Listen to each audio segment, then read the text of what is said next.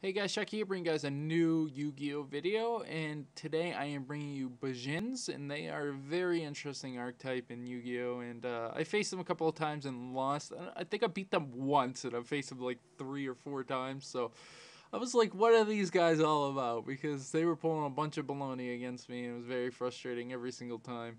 So I started looking at them, and I was like, oh, these guys are actually really, really good. I think I'm going to make a deck, and I did. So I looked up a deck list just to get some ideas, but I did not copy that deck list, except for a couple of cards that I wouldn't have put in otherwise. But other than that, no, I didn't. Like Max C, which I'm probably going to take out because I think I've drawn it once, maybe, and I've never used it. So I think I'm going to get him out of here and put in something else. I don't know what, maybe another hair, but we'll see. So we got Harumi, who is just going to be the special summon, and when he dies by opponent's card effect, you can actually discard a card and make your opponent discard a card, so really good for disruption. Then we have Mizuzuchi, I think is how you say it, and when one of your Bujin monsters are destroyed, you can special summon him, and if you had sent the Bujin from your hand to the graveyard this turn, you can add a Bujin spell card from your deck to your hand. Then we have Bujin Yamato, who is going to be your #1 card. You're going to use him 999% of the time. During your end phase, you can add one Bujin monster from your deck to your hand and then send one card from your hand to the graveyard. Really good. Oh, another thing to note about Bujins, you can only control one of each, so just keep that in mind. But yeah, he's going to be what drives your deck. It's going to allow you to get your turtles and your hares in really quickly. If you already have a crane in your hand, you're usually going to search out a turtle or most likely a hare first turn. Ditch the hare, and then you're going to be all set because it's not going to be able to destroy you. And then you have the crane to, get over their attackers. Or even if you have the honest, it's better to go for the hare or the turtle, because these are all light monsters, so honest works on every single one, except Maxi, who is probably going to be out of the deck in a few minutes. So, yeah, it's just really good there. So he's just going to be the main card. You're going to want to get him out as fast as possible. Then we have Yoshida, who is just going to be, if one of your Bujins are removed from play, then you could special summon him. During your end phase, a Bujin card was added from your deck to your hand, except by drawing it while you control this face-up card. You can draw one card, then discard one card. So that effect you're not going to really ever use. Of course, you can normal summon him and Mizuchi, but you're usually going to use him when you use Harumi, and then you're going to be able to get him out and probably XYZ into something. Especially if you have Yamato already out, it's just really good. Then we have Quillen, who is just, if he's in your graveyard and you control a Beast Warrior, you can exile him to destroy a card. I don't know what that picture is. I don't know why he has a sword for a face. I don't understand it. Then we have Crane, who is just the honest of this deck, except he doubles the attack, which in some situations is actually way better.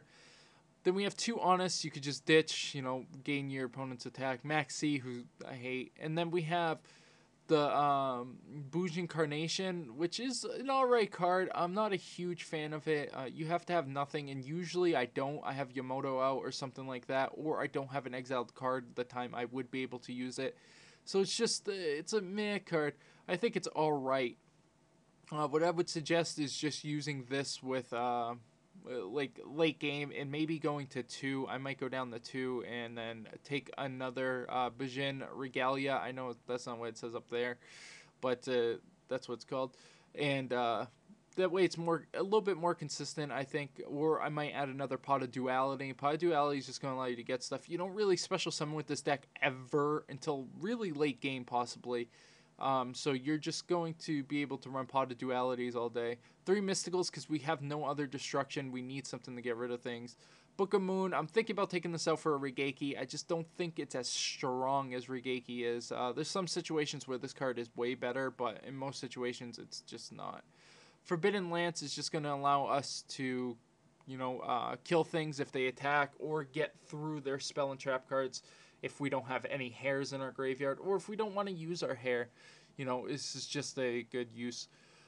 Fire Formation Tenki, just going to let you search out Yamatos. This is essentially 6 Yamatos on turn 1, so it's just really good. Plus gives them 100 attack, so that enables, stuff to get over, because they are 1900 attack monsters, because these are the ones that you're usually going to summon. So um, the higher they can get, the better. Bottomless Trap will just allow you to get over things. I already went over the Regalia. It's just going to allow you to get stuff from your graveyard and add it to your hand. Or you could take what you banish and put in the graveyard. Ugh, sorry. So that can get your hair back or your turtles back, or you can get a crane back to your hand. So it's very versatile. I think it's way better than Carnation. We have 2 breakthrough skills, just going to stop your opponent from being able to do anything. We have 2 emptinesses, Vanity's Emptiness. This is just going to allow us to stop our opponents from special summon. Once, like I said, we're not really special summoning, so you're able to use this without penalty. Then we have Solemn Warning, which is just going to, if they can get through everything else, we have something to help us. Our XYZs, we're going to have the Bujin monsters. They're all really good and very situational. He could be good if you have 3+1. So if you have 4 monsters out, you can get him, get another one, and then XYZ again. So it could be really good.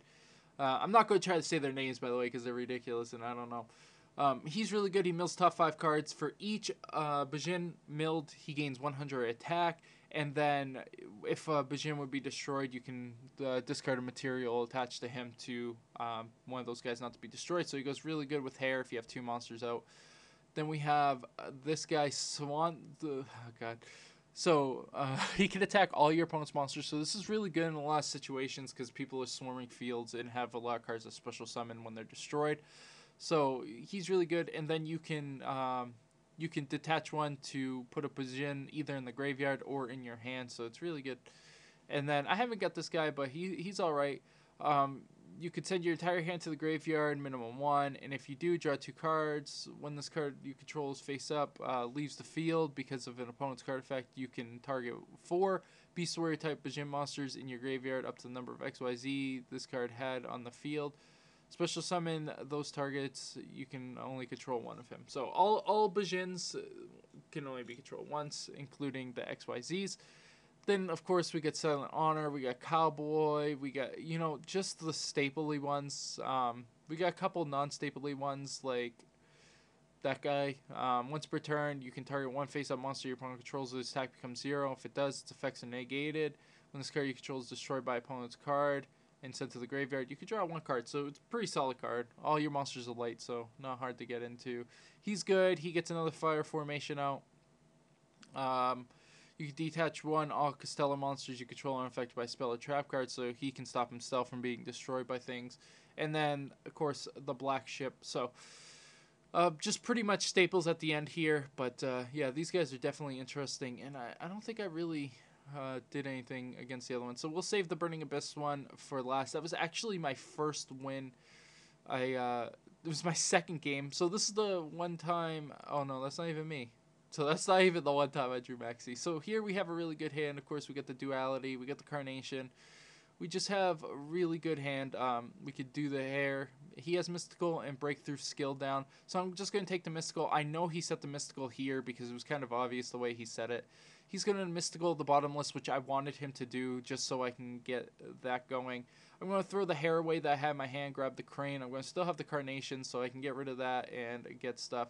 He's going to kill himself to get out his Meloetis cannon. And he's going to special summon the Diva. So I'm going to be alright with that. I'm just going to go for a fire formation. I'm going to get another Yamoto because I'm going to XYZ summon here. And I'm just going to ditch to get Turtle into the graveyard, which I should have did at the beginning of the turn, but I forgot. So he's going to be able to special summon 1 light monster in attack position. And here we go. So he's going to be doing things which aren't going to really work.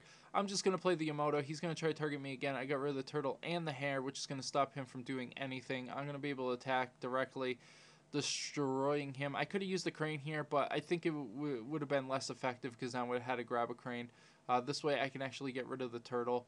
He's going to get the Breakthrough skill, which doesn't do anything. I'm going to be able to play the Harumi, and then I'm going to attack, and he's actually just going to end his turn. So here we're going to be against a level 1 deck, which I think is a very interesting deck. Why does it put me on the other side every single time?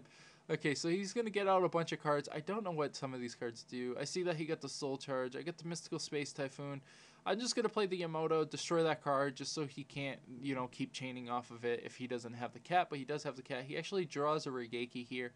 I think he uses that way later, so we're not even going to have to worry about that. He gets 3 level 1s out. He's going to play that. He's just going to XYZ. He's going to go for this guy. Of course, neither player can take damage, but he wanted to get the Treeborn Frog into the graveyard. So here, I'm just going to attack because neither of us can do damage, so it was just for fun. I'm actually going to get the Quillin. I'm going to ditch the Quillin. I have the Crane.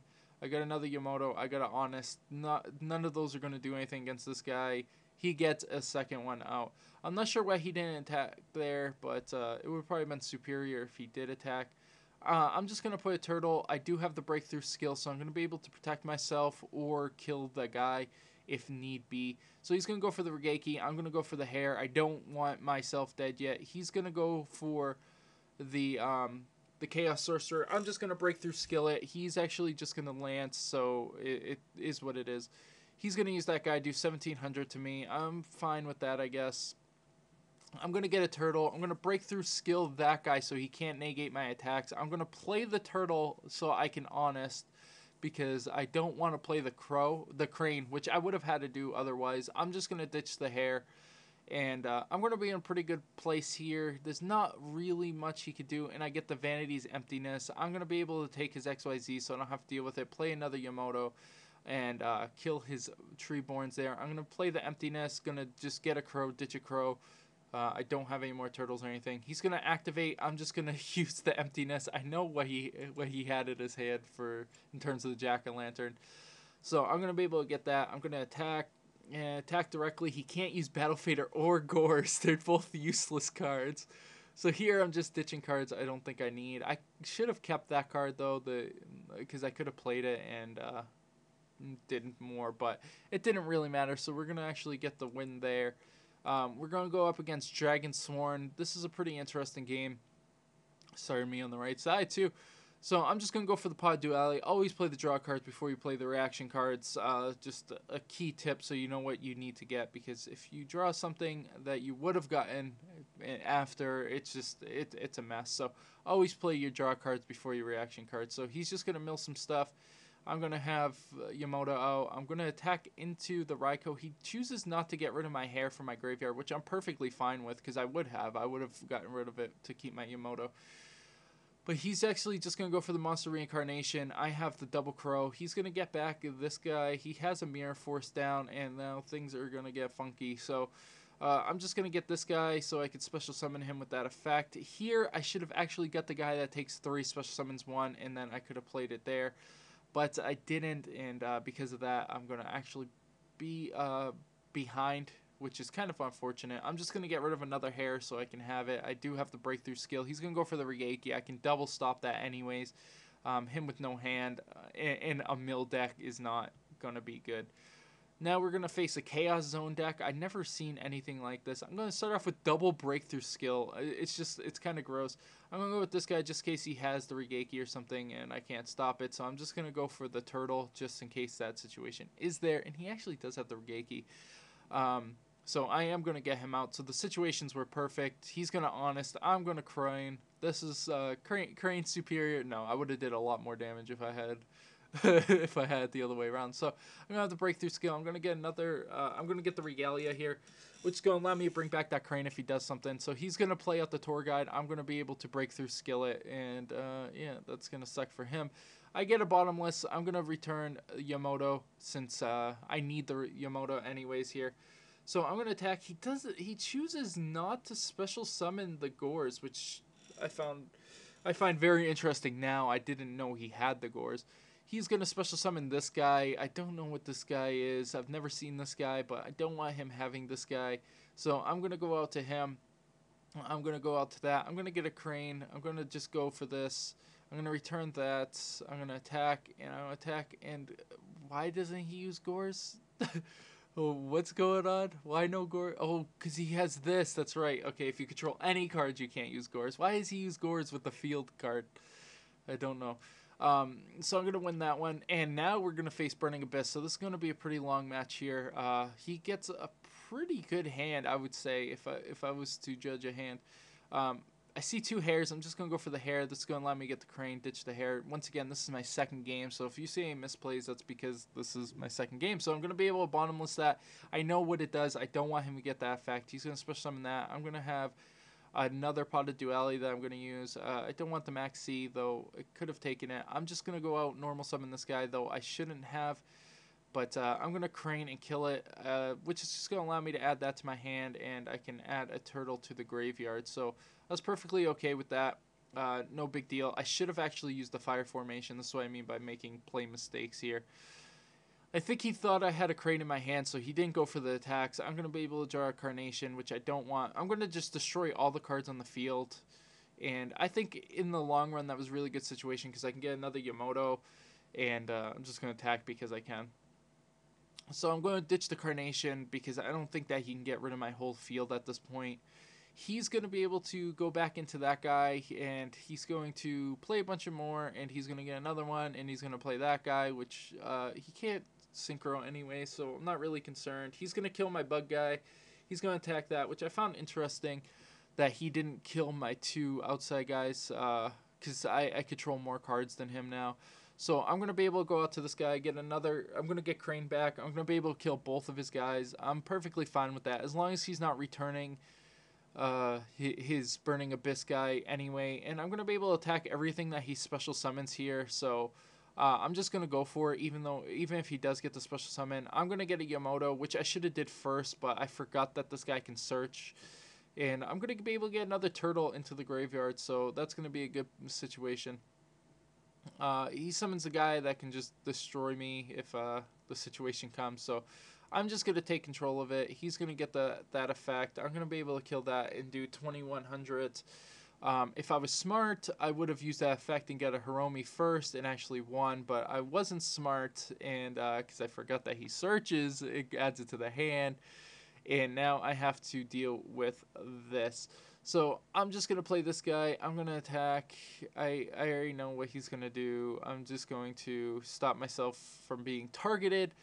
And I was surprised that he didn't try to destroy something else. He's going to set an emptiness, I guess, and I'm just going to Mystical Space Typhoon it just to keep him off of anything. There's my one draw of the Max C. That is going to be pointless, useless, and worthless. So I'm just going to get rid of Turtle. It's better to get rid of Turtle to stop destruction than the hair. He's going to get, what is this, DD Karma card. Discard 1 card. He doesn't have 1 card to discard. I'm going to be able to get this, return that back, attack that, and attack directly, and I'm going to win. But it shouldn't have had to be that way. I could have got Hiromi and won that game. But anyways, guys, I hope you guys enjoyed this video. And if you did, make sure you guys rate, subscribe, and comment. And check out Nick's channel, which is Doxy Rip. If you haven't already, the link will be down below. Make sure you sub to him, too. He's doing a lot of Yu-Gi-Oh! Videos. So, anyways, guys, I will see you guys later.